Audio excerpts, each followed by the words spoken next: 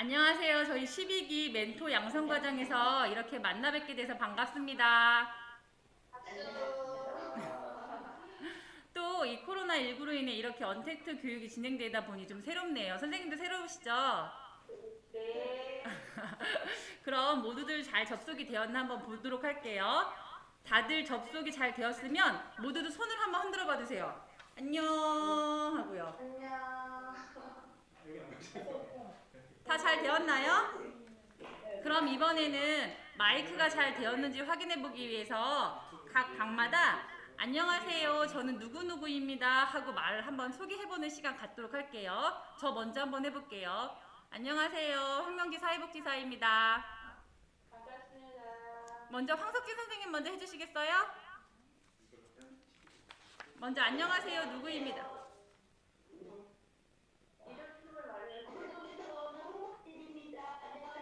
네, 잘 되었고요. 그럼 이번에 김영락 선생님이요.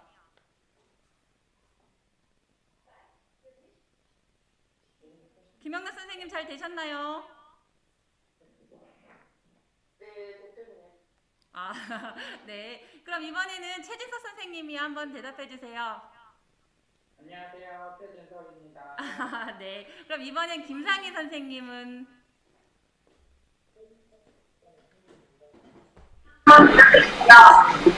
김태 선생님 연결되셨나요? 네, 네. 네. 그럼 이번에는 저 임채석 선생님은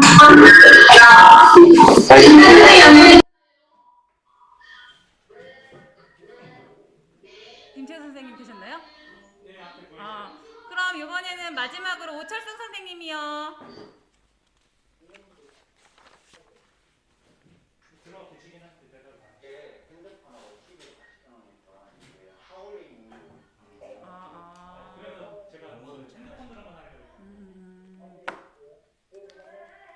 네, 그럼 모두 접속이 다 잘 되었으니까 제가 이제 한번 진행해 보도록 하겠습니다. 아주 훌륭하세요. 그럼 이제 강의를 시작하고자 합니다. 저희 나눔센터 김창아 대표님께서 인사 말씀과 더불어 멘토 동료 상담의 이해라는 주제로 강의해 주시겠습니다. 모두들 박수 부탁드릴게요. 박수라고 말을 해야 돼. 안녕하세요. 안녕하세요. 점점점. 다 듣고 계시는 걸로 알겠습니다. 최진석 선생님, 아까 제일 잘 들리던데. 최진석 선생님. 네, 그러니까 안녕하세요. 안녕하세요. 그렇지. 조금 시간 걸리는 것 같아요. 예, 예. 지금 저도 좀 적응이 안 되네. 이 코로나 때문에. 잠깐만요. 죄송합니다. 제가 좀 자켓을 좀 벗을게요. 여기 너무 더워요. 선생님들 여기 룸은 좀 시원하실 것 같은데 좀 답답하시죠? 지금 원래 저희가 이 멘토 양성 과정을 하면은 야외에 나가서 바람도 쐬고 우리가 네, 그러면 편하게 해줄게요. 좋은 정보와 교육도 하지만 맛있는 것도 드시고 그 다음에 좋은 공기도 마시고 좋은 곳에서 이렇게 우리가 양성 과정을 했는데 이번에는 코로나19라는 어떤 그 바이러스 때문에 참 모든 게 힘든 것 같아요. 정말 힘들어요. 저도 힘들고 이게 마스크를 언제나 벗을까? 여러분들도 되게 저기 벗고 싶으시죠? 마스크. 네. 그래서 너무 답답하고 너무 힘들어요.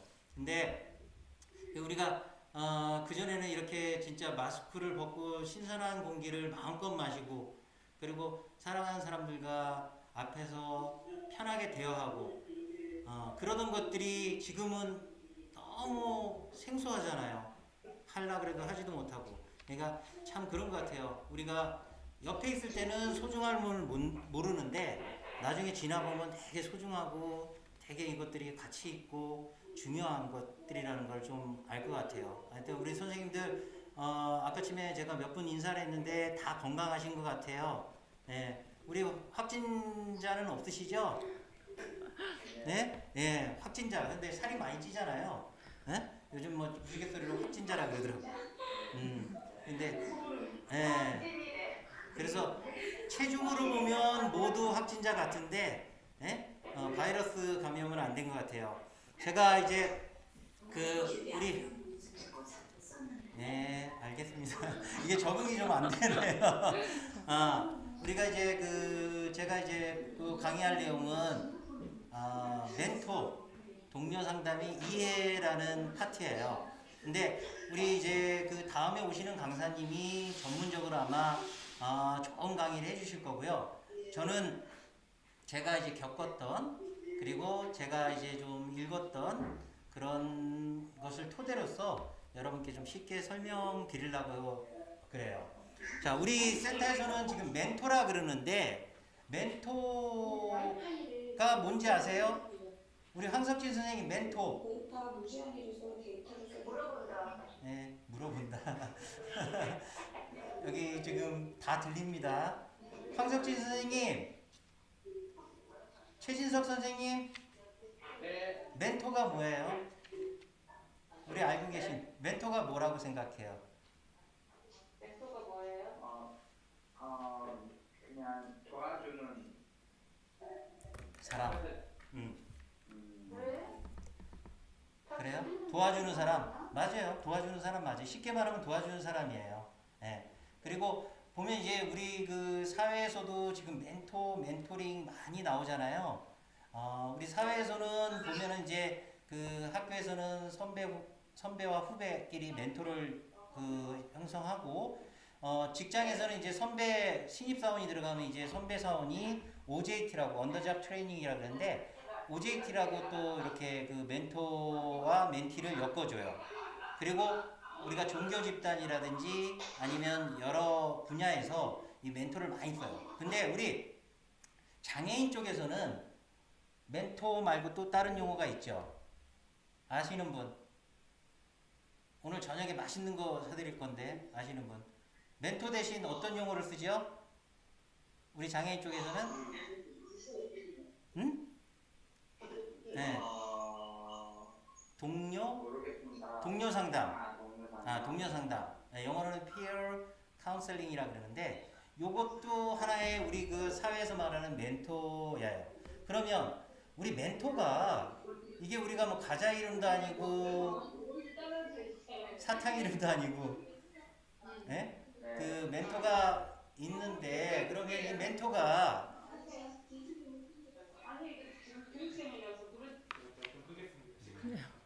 저기 소음 좀 멘토의 유래 우리 최지석 선생님은 들으셨죠? 멘토의 유래.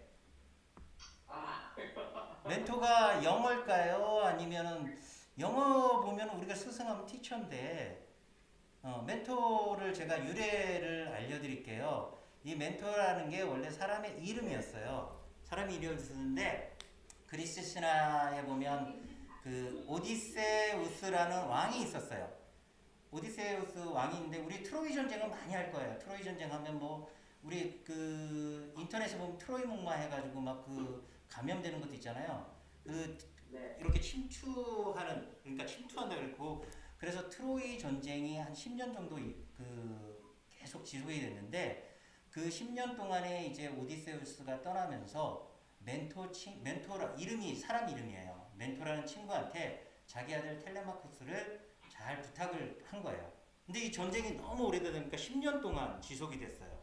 그래서 이제 10년이 전쟁이 끝나고 돌아왔는데 그 아들이 너무 훌륭하게 잘 자란 거예요.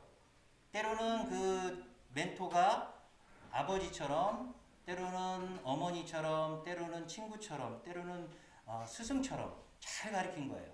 그래서 오디세우스가 돌아와서 그 멘토에게 역시 멘토다워. 그래서 그때부터 멘토는 현명하고 지식과 경험이 풍부한 자. 그래서 그렇게 멘토를 그렇게 지칭하고 요즘에는 이제 멘토가 이제 멘티하고 만나고 상담하러 멘토링이라고 그래요. 그런 활동을. 근데 우리 장애인계에서는 이 멘토링이 아닌 동료 상담이라고 하죠. 동료 상담. 동료 상담인데 그래서 이 동료 상담 같은 경우는 보면 외국에서 이렇게 많이 시작됐어요. 북미면 캐나다 쪽인데 그쪽에는 뭐 알코올 중독자 모임이라든지 아니면 학습 장애, 부진. 우리 지금 보면 이제 발달 장애인 부모회가 있잖아요. 그런 부모회가 조직이 되고 그러면서 같은 처지에 있는 사람들끼리 서로 위로하면서 지지하는 그런 모임들이 시작이 됐고 그래서 우리나라에도 지금 이제 그 동료 상담이 많이 정착이 되어 있고 여러 센터나 아니면 복지관 같은 데서 많이 이런 활동을 하고 있어요. 그래서 우리 근데 동료 상담가에 그러면 갖춰야 될 자질은 무엇이 있을까요? 혹시 아시는 분? 동료 상담가가 되기 위해서는 어떤 멘토가 되기 위해서는 어떤 자질이 있어야 될까요?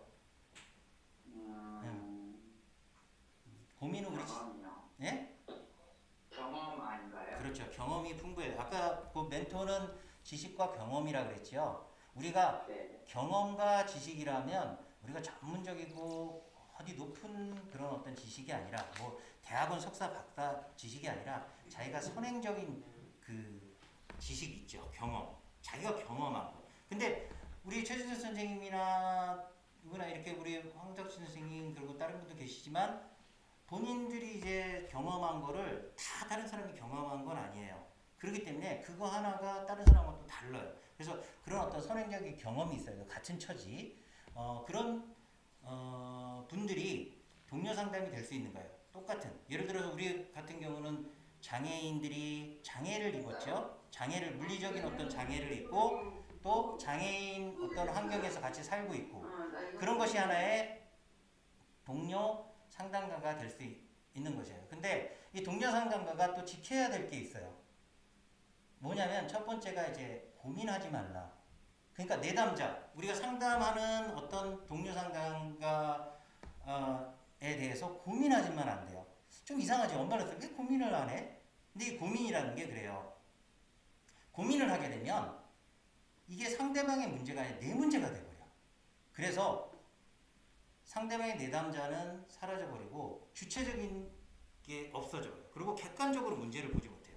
고민하라는 거는 고민하지 말라는 건 아예 생각하지 말라는 게 아니라 그 내담자의 문제를 인식하겠고 주체적으로 객관적으로 그리고 판단할 수 있도록 그런 어떤 좀 이렇게 떨어져서 우리가 생각하라는 거고 두 번째는 지시하지 말라는 거예요.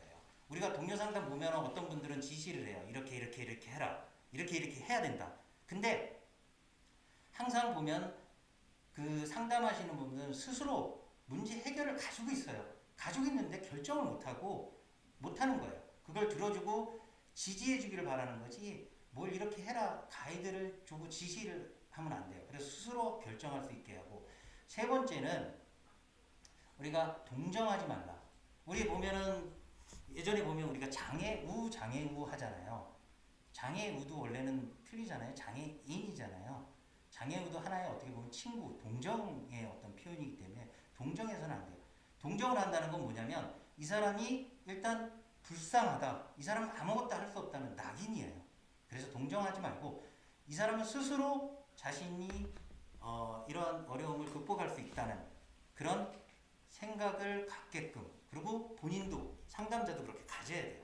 그래서 첫 번째가 고민하지 말고 상대방의 문제에 두 번째는 지시하지 말고 세 번째는 뭐였었죠? 세 번째? 세 번째 뭐라 그랬어요? 저 잘 몰라서 잊어버려서 그러는데 고민하지 말고 지시하지 말고 동정하지 말라. 그리고 요즘에 이제 성인지 감수성이라고 많이 나오는데 우리가 집단 뭐 상담을 하거나 그럴 때는 그런 부분도 되게 중요해요. 남녀간의 그런 거. 그리고 세 번째는 개인정보 보호. 그리고 그런 것들이 되게 중요한 부분들이고 우리가 생각할 때는 뭐 고민하지 않고 지시하지 않고 그다음에 동정하지 말라 그랬는데 이건 아니지 않냐 그럴 수도 있지만 가만히 생각해 보면 이게 모든 게 그 상담자의 관점이 아니라 내담자, 상담을 받는 멘티의 입장, 그 사람의 주체성을 확보하자는 어떤 그런 의미예요. 그러면 우리 동료 상담가들이 가장 해야 될 것은 뭘까요? 지금 보면은 우리 장애인들이 예를 들어서 우리가 신체적 장애를 입어요. 그러면 어떻게 하냐면 첫 번째로 나타나는 게 심적인 억눌림. 그리고 그렇게 되면 또 폐쇄성이 돼요, 사람이. 폐쇄성이라는 건 다른 사람과 대화하거나 아니면 다른 사람과 교류를 하거나 그런 게 전혀 안 돼요. 왜 그러냐면 저도 맨 처음에 장애를 입었을 때는 전혀 친구들도 만나고 싶지 않고 왜냐하면 내 이런 모습을 보여주기 싫기 때문에 폐쇄성이 돼요. 그 폐쇄성이 되다 보면 나중에는 어떻게 되냐면 무능력한, 나는 무능력해. 그런 어떤 생각이 들고 그 다음에는 가치와 자기 신뢰가 완전히 소멸되는 거예요. 그렇게 되면 정신적으로 완전히 떨어지고 자신을 회복할 수 없어요. 그래서 우리 동료 상담가들이 해야 할 것은 그거예요. 일단 먼저 신뢰를 회복하게 해라. 자기 자신의 신뢰를 회복하려면 제가 맨 처음에 장애를 입었을 때 왜 나만 그래? 우리 선생님들도 마찬가지일 거예요. 왜 나만 그래? 내가 뭐 나쁘게 한 것도 없고, 열심히 살고 정말 불쌍한 사람 지나가다가 돈도 주고, 되게 나쁜 짓 안 했는데 그러잖아요. 근데 왜 나만 그래? 그렇게 생각했어요. 근데 제가 이제 장애인 쪽에 들어가 보니까 나 말고도 더 어려운 사람들, 힘든 사람들이 많더라고요. 나뿐만 아니라 보편성이라 그래요. 나만 이런 게 아니라 다른 사람들도 다 이렇게 사고가 나서 장애를 입을 수 있다. 그러면서 자기가 마음의 위로를 받아요. 그리고 그 다음에 우리가 신뢰를 회복하고 가치를 회복하고 그 다음에 자립을 할 수 있는 거예요. 그래서 가장 중요한 건 그래요. 제가 이제 장애를 입고 저도 이제 극복을 하다 보니까 그런 것 같아요. 의미를 찾는 거 있죠. 우리 니체가 그런 얘기를 했어요. 왜 살아야 하는지를 알면 어떠한 시련도 이겨낼 수 있다. 그게 뭐냐면 삶의 의미를 찾는 거예요. 우리가 삶의 의미를 잃어버리는 순간에는 우리 비장애이든 장애이든 간에 삶의 의미를 잃어버리는 순간엔 바로 우리가 보면 한강으로 가죠. 자살하려고. 그래서 우리는 항상 왜 내가 사는지 그리고 내가 왜 살아야 하는지에 대한 질문을 하셔야 돼요. 그리고 그러한 삶의 의미를 찾아줘야 하는 것이 우리 동료 상담가들이 할 일인 것 같아요. 이 삶의 의미에 대해서 좋은 책이 있어요. 우리 보면 빅터 프랭클이라고 로고 테라피라고 그건 뭐냐면 의미의 치료라고는 학문을 만든 사람인데 이 사람이 유태인이었어요. 세계 2차 대전. 그러니까 이분이 1905년에 이제 오스트리아 빈에서 태어났고 빈 대학에서 정신의학과 철학을 공부하신 분이에요. 의사였어요. 근데 유태인이라는 것 때문에 이분이 이제 아우슈비츠에서 겪었던 일을 이걸 글로 쓰고 그 다음에 자기가 이런 어떤 로고 테라피라는 그런 학파를 만들었어요. 삶의 의미에 치료를 하는 거예요. 그 얘기를 좀 해보면 이분이 이제 2차 대전이 돼서 2차 대전에 대해서 유태인 학살이 있었잖아요. 가스실에 가서 학살하고 그래서 이제 기차를 타고 한 1,500명의 유태인은 각지에 있었을 거 아니에요. 오스트리아에도 있었고 독일에도 있었을 거고 그 사람들을 모아서 1,500명이 이제 기차를 태워서 어디론가 이제 가는 거야. 진짜처럼 한 200명밖에 탈 수 없는 데다 1,500명을 끼워놓고 그러면서 이제 이 사람은 의사였었는데도 그래가지고 이제 기차를 타고 하염없이 가는 거예요. 어떻게 돼? 죽을지도 모르고 어떻게 될지는 모르는 그런 삶의 의미가 없는 속에서 그러다 이제 딱 도착한 곳이 아우슈비츠 역이었어요. 그 당시에 아우슈비츠 하면 가스실, 화장터 그리고 대학살 얼마나 공포를 느꼈겠어요, 이 사람들이. 이제 죽었구나. 여기만은 아니기를 바랬는데. 여기만 아니기를 바랬는데 하면, 생각나요. 우리가 사형수들 있잖아요. 사형수들이 마지막까지, 사형장에서 이슬로 사라질 마지막 때까지 그렇게 생각하는데, 집행유예의 망각에 빠진다 그래요. 집행유예. 내가 죽는 순간 전에 집행유예가 돼갖고 형이 집행이 안 될 것이다. 그런 생각. 근데 그때까지는 삶의 어떤 자기가 끈을 놓지를 않는데요. 그래서 그런 얘기가 있는데, 이제 이분들이 이제 도착을 했어요. 도착을 하니까, 누군가가 막 달려오는데, 우리 옛날 보면 이제 제수들은 이렇게 파란 줄무늬 옷이 있잖아요. 그걸 입고 막 달려오는데, 그 사람들도 유태인이었어요. 근데 그 사람들의 표정을 보니까 너무 유머스럽고, 살도 가면 고생할 줄 알았는데 살도 쪄 있고, 그러니까 이 사람들이, 그런 생각을 해요. 처음에, 야, 나도 언젠가는 저 사람들처럼 저렇게 될 수 있겠구나. 그런 어떤 생각을 했대요. 근데 도착하자마자 이제 줄을 세우는 거예요. 남자 줄, 여자 줄. 그리고 앞에는 이제 장교, 독일 장교가 손가락으로 자축과 우측을 가리켰어요. 이 자축과 우측이 삶과 죽음의 갈림길이었다는 걸 이 사람들은 몰랐어요. 그래서 이제 좌측으로 가면은 병들고 노동력이 없는 사람들, 예를 들어서 지금 나치 히틀러 같은 경우는 유태인을 학살했고 장애인을 학살했고 노숙자라든지 그런 어떤 소외계층들을 다 학살한 거예요.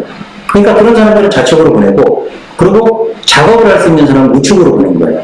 근데 1500명 중에 90%는 좌측으로 보내져서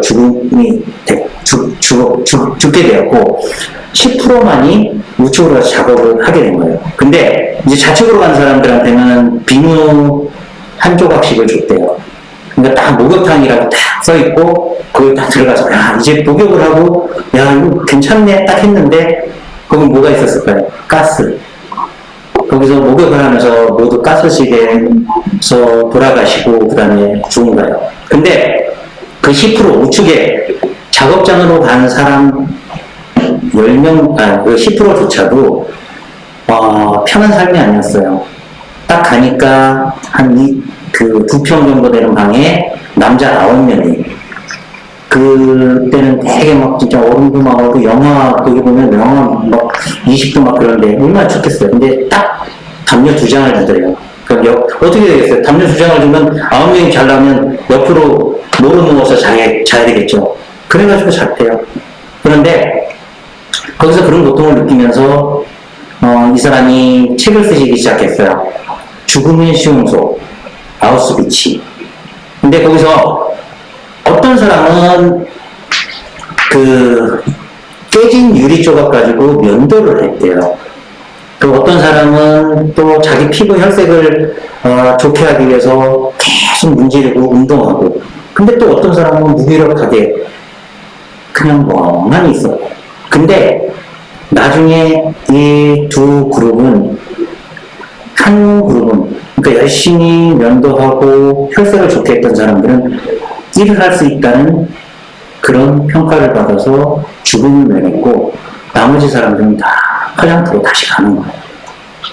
그래서 이 사람 깨달은 게 뭐가 있냐면, 저쪽으로 다 가서 근데 지금 실시간 자유를, 모든 자유를, 그러니까 인간의 어떤 육체적인, 신체적인, 물질적인 건 모든 자유를 뺏어갈 수 있어도 우리가 우리의 태도를 선택하는 자유는 뺏어갈 수 없다. 이건 뭘 의미하냐면, 우리가 어떤 환경에 처해 있을 때 우리가 어떤 태도를 취하느냐, 예를 들어서 긍정적인 태도를 취하느냐 아니면 부정적인 태도를 취하느냐, 그것만은 우리가 선택할 수 있는 거예요. 아까 얘기했죠. 어떤 사람은 그 어려운 혹한 속에서 유리 조각으로 면도를 하고 혈색을 돋기 위해 한 똑같은 상황인데 어떤 사람은 이런 태도를 취하고 어떤 사람은 그냥 무기력하게 했고, 근데 그 삶이 완전히 달라요. 죽음과 그 다음에 삶의 어떤 그런 것이 분리가 되는 거예요. 그래서 또 거기서 또 발견한 게 뭐냐면, 이분들이 이제 1944년에 이제 2차 대전이 있었는데 1944년 성탄절부터 그 다음에 1945년 새해까지는 사망률이 엄청 높았대요. 왜 그러냐 했더니 거기 이제 수용소의 주치의가 얘기하는데, 보통 여기 수용소에 있는 사람들이 성탄절 되면 우리는 풀려날 것이다 기대를 한대요. 기대를 했는데 점점점 그 성탄절이 다가오면서 이게 좌절로 되고, 그러면서 사람들이 그때는 몸에 저항력이 떨어지고 질병을 얻고 삶의 위협을 받고 자살, 그리고 질병으로 이 사람들이 굶주려서가 아니라 어려운 그런 환경에서가 아니라 그런 좌절, 심리적 좌절 때문에 그렇게 사망률이 높아졌다고 한 거예요. 그래서 이 삶의 의미라는 게 되게 중요해요. 그래서 이 빅터 프랭클이 발견한 게 의미의 실효. 그래서 우리 여기 동료 상담가 선생님들은 가장 중요한 게 삶의 의미를 다른 우리 내담자들에게 주는 게 중요해요. 우리가 삶의 의미라면 되게 거창한 게 아니라 삶의 의미, 왜 내가 살아야 되는지 찾아보면 있잖아요. 저도 맨 처음에 이게 시각장애인이 되고 왜 나만 그런지, 그리고 왜 내가 살아야 되는지 몰랐어요. 근데 제가 이제 3명의 멘토를 만났어요. 뭐 아시는 분도 있겠지만 3명의 멘토를 만났어요. 첫 번째는 이제 베트남전에서 고엽제로 시각장애인이 되신 분이었어요. 그분은 완전 전맹이었었고, 그리고 그분 같은 경우는 항상 저에게 이제, 저는 이제 처음으로 이제 시각장애에 대해서 점자를 배우러 갔는데 가장 따뜻하게 점심을 이제 먹고 나면 항상 동전을 주세요. 그래서 창아 씨 여기 뭐 커피 한 잔 빼오라고. 근데 그게 너무 편했어요. 너무 좋았어요.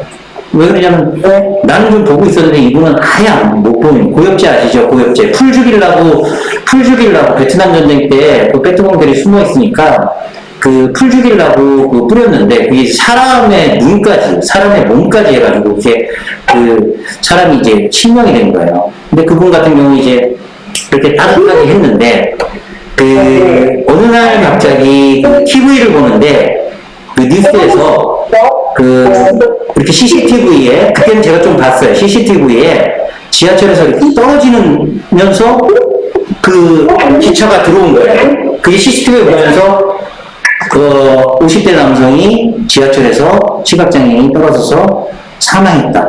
사고. 근데 그때 머리가 쭈삣하더라고요. 그래갖고 그 사모님한테 전화를 했어요. 맞더라고요. 그분도 만났었고, 그리고 15살짜리 또 그 시각장애인 애였었는데, 그 친구는 항상 점자를 배우고 나면 점심을 먹으려면 항상 어디를 가는 거예요. 밥을 안 먹어요. 그래서 왜 밥을 안 먹냐 그랬더니 자기는 물만 먹어도 배부르대요.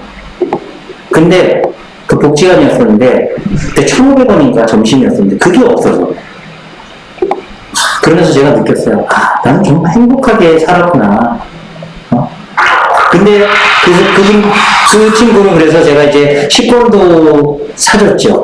그리고 그 다음에 또 만난 분이 이제 그 20대 그 아들, 딸을 둔 그 어머니였어요. 그분이 그런 얘기를 하더라고요. 자기는 소원이 있는데 딱 4시간만 눈을 떴으면 좋겠다. 그래서 왜 4시간이냐? 평생 이렇게 눈을 뜨시고 그러면 좋지. 그러니까, 아니, 그것도 필요 없고, 딱 4시간만 필요하대요. 그래서 왜 이유를 물어보니까 그분이 그러더라고요. 아, 우리 애들 유치원 때 신명이 되셨대요. 근데 지금 20대잖아요. 근데 그 모습이 너무 보고 싶다는 거예요. 제가 그 3분을 이렇게 만나면서 정말 제가 많이 후회를 한 게 아니라 제가 너무 부끄러웠어요. 정말 나는 좋은 밥 먹으면서 좋은 곳에서 진짜 남부럽지 않게 살았는데 이렇게 어려운 분들, 이렇게 힘들게 사시는 분들도 있었구나.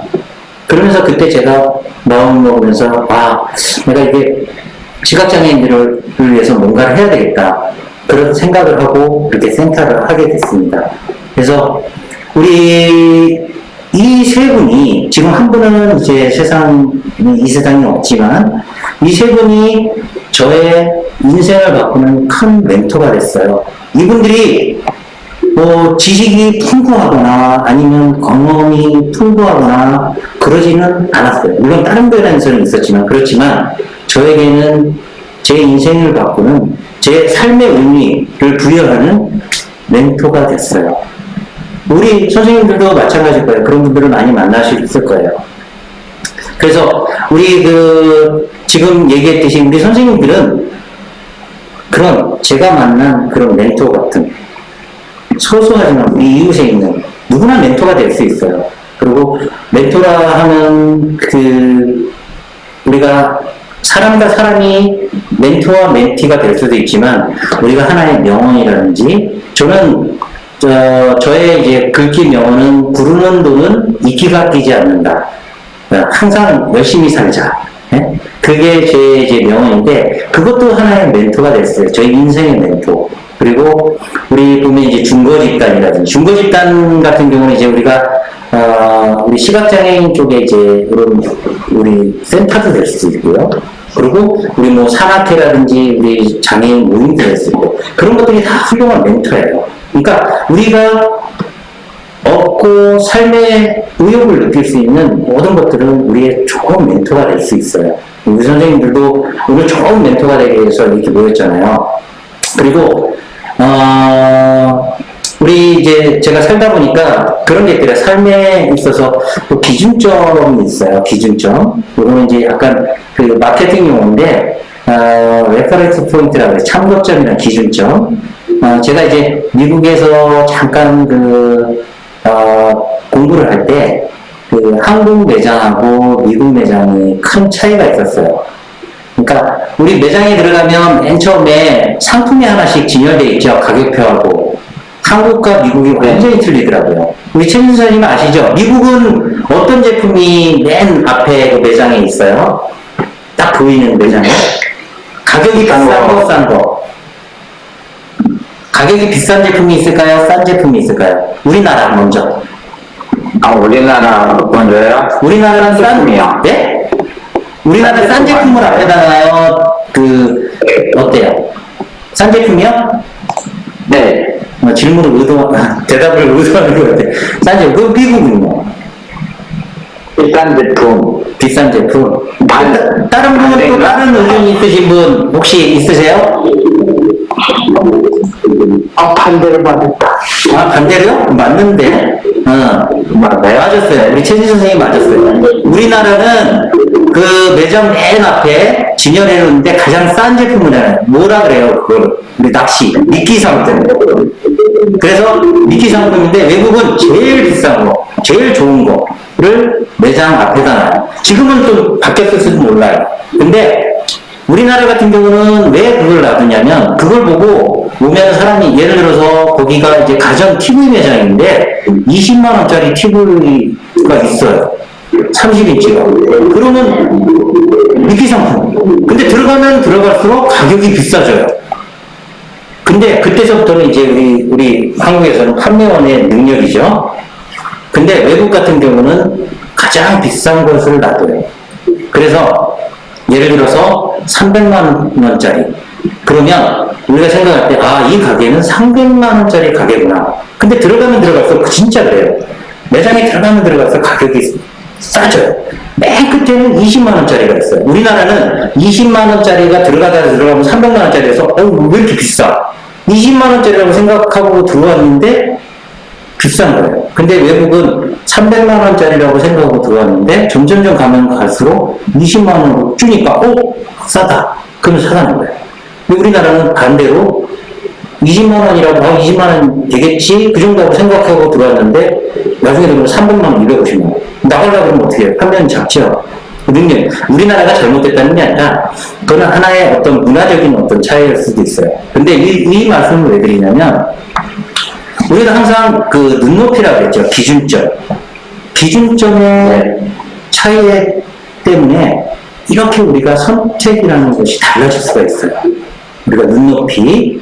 그래서 우리가 이제 가지는 우리 동료 상담가들은 이런 기준점을 잘 만들어줘야 돼요. 내담자들에게. 기준점을 만들어주고 그 기준점을 통해서 삶의 의미를 찾을 수 있도록. 그러니까 우리가 20만 원짜리를 받지만 나중에 들어갈수록 300만 원짜리를 볼 수도 있고 300만 원짜리를 보고 들어갈 때 그거 기준이 됐지만 그 다음 20만 원이 될 수도 있고 맨 처음에 저희가 장애를 입었을 때는 기준점을 맞춰서 해줘야 돼요. 우리가 너무 높은 기준점을 가지면 그거는 나중에 우리가 달성하기 힘드니까 그거를 잘 조정해서 우리가 동료 상담가들이 우리 내담자들을 잘 상담을 하고 그리고 지지를 해줘야 돼요. 우리 동료 상담가들이 얼마나 중요하냐면 이런 예화가 있어요. 어떤 이제 스승하고 제자가 길을 가고 있었어요.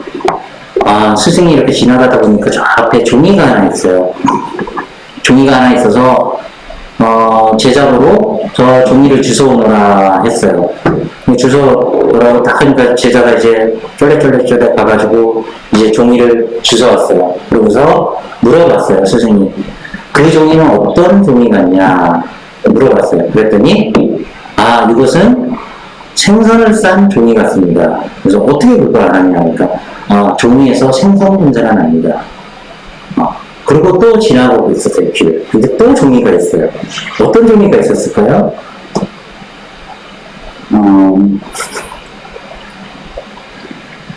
고민하지 마세요. 네. 그 종이가 있어서 또 가져왔어요. 그래서 또 스승이 물어봤어요. 그 종이는 어떤 종이거냐? 그러니까 제자가 그랬어요. 이거는 향을 싼 종이 같습니다. 어떻게 알았냐니까 종이에서 향 냄새가 납니다. 거기서 깨달음이 있죠. 우리가 누구를 만나냐, 우리 인생에서 누구를 만나냐에 따라서 우리 삶이 비린내가 날 수도 있고, 또는 향수 냄새, 향 냄새가 날 수도 있어요. 그래서 제가 이제 아까 얘기했던 멘토 세 분들은 저를 어떻게 보면 지금 이렇게 만든, 향내를 나게 만든 분들이에요. 우리 선생님들도 이거 내가 동료 상담 가면 여기 보면 아까 멘토는 지식과 경험이 풍부하다 그랬는데 이 지식은 내담자가 가지지 않은 지식이에요. 우리는 먼저 장애라는 것을 겪었잖아요. 겪었고 그것을 극복하고 지금 이 자리에 와 있잖아요.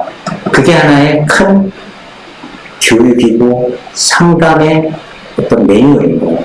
그러니까 우리 선생님들이 여기 와서 이렇게 강의를 듣고 하는 거를 지금은 뭐 이렇게 하면 똑똑 안 들을 수 있어도 나중에 상담하고 또 사람 만나고 이렇게 하다 보면 그게 다 머리에 속에 남고 또 우리 상담하는데 큰 도움이 되실 거예요.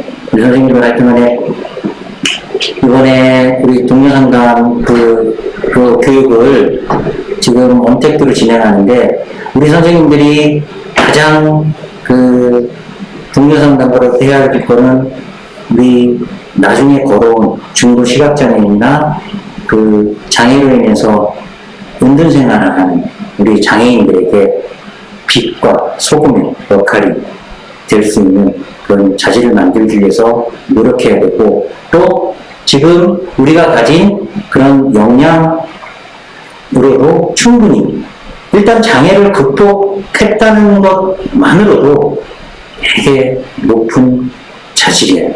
그래서 우리 선생님들 하여튼간에 오늘 제가 첫 강의를 했는데 지금 저희도 처음이다 보니까 이게 비대면이다 보니까 저도 익숙하지가 않아요. 익숙하지가 않고 지금 그런데 이것도 하나의 도전이죠. 네.